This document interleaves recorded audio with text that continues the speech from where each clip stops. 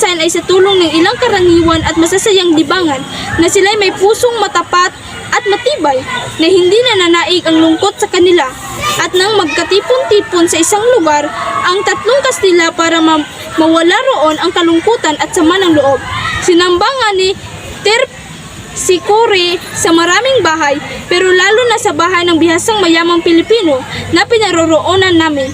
Sang-ayon sa isang imbitasyon, hindi ko nasasabihin na ang handa na masagana at mainam ang pagsisilbi ay naging pangalawa ng kasalan sa Cana o ni Camacho, pero lalo pang maayos at marangya.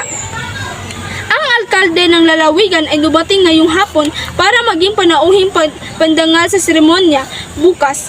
Dinamdam niya ang pagkakasakit ng sikat na mayamang si Ginoong Ibarra na sa awa naman ng Diyos, sang-ayon sa ibinalita sa amin ay mabuti-buti na. Ngayong gabi nagkaroon ng magandang prosesyon, pero ang bagay na ito ay sa sulat ko na bukas ibabalita sa inyo.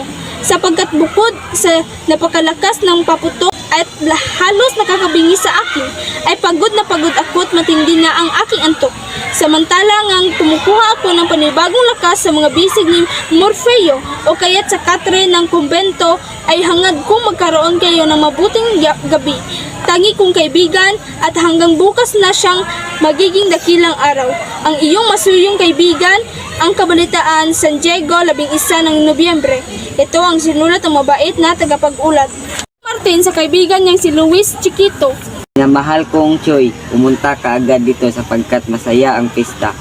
Akalain mo bang si Kapitan Joaquin ay halos sayad na? May katlo siyang dinublado ni Kapitan Tiago at ang lahat ay pinto.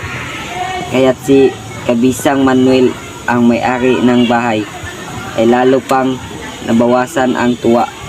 Binasag ni Padre Damaso sa isang suntok ang isang lampara sapagkat hindi pa tumatama ni minsan. Naipatalo ng konsol dahil sa kaniyang mga manok at pagbabangka. Ang lahat ng naitalo sa atin sa pista sa Binan at sa Dulpilar sa Santa Cruz. Hinintay namin dalhin dito ni Kapitan Tiago ang kaniyang magiging manugang, ang magmamana kay Ginoong Rafael. Pero gusto yatang gumaya sa kaniyang ama sapagkat hindi man lang napakita. Sayang, waring hindi mapakikinabangan kailanman. Si Chick Carlos ay kumikita ng malaki sa liyam ko. Kinukutuban akong may itinatago, baka isang balani. Madalas dumaing ng sakit ang ulong may tali. At kapag ang bungbong ng liyampo ay unti-unting humihinto, ay umuyuko siyang mababa. Nawari gustong makita ito mabuti. Ako'y dala na sapagkat mayroon akong nalalamang pangyayari na tulad nito. Adios, Choy! Ang mga manok ko'y mabuti at ang aking asawa'y masaya at naglilibang. Ang iyong kaibigan, Martin Aristorinas. Ibarra may tumanggap din ng isang mabangong maliit na sulat na ibinigay sa kanya ni Anding, ang kapatid sa suso ni Maria Clara, ng kinagabihan ng unang araw ng pista.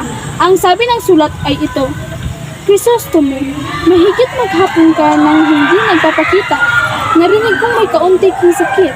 Nagdasal ako ng patungkol sa iyo at nagtirik ng 2 kandila kahit na ang sabi ni tatay ay hindi malubha ang iyong sakit.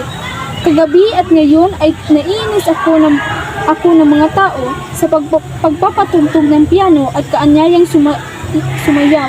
Hindi ko alam na napakarami palang nakakainis sa mundo.